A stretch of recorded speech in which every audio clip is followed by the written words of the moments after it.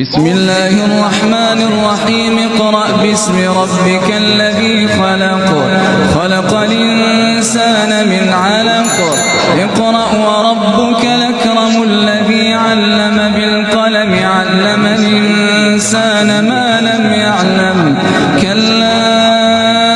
إن الإنسان ليطغى أن رآه استغنى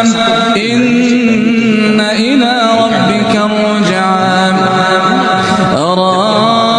أرأيت الذي ينهى عبدا إذا صلى أرأيت إن كان على الهدى أوامر بالتقوى أرأيت إن كذب وتولى ألم يعلم بأن الله يرى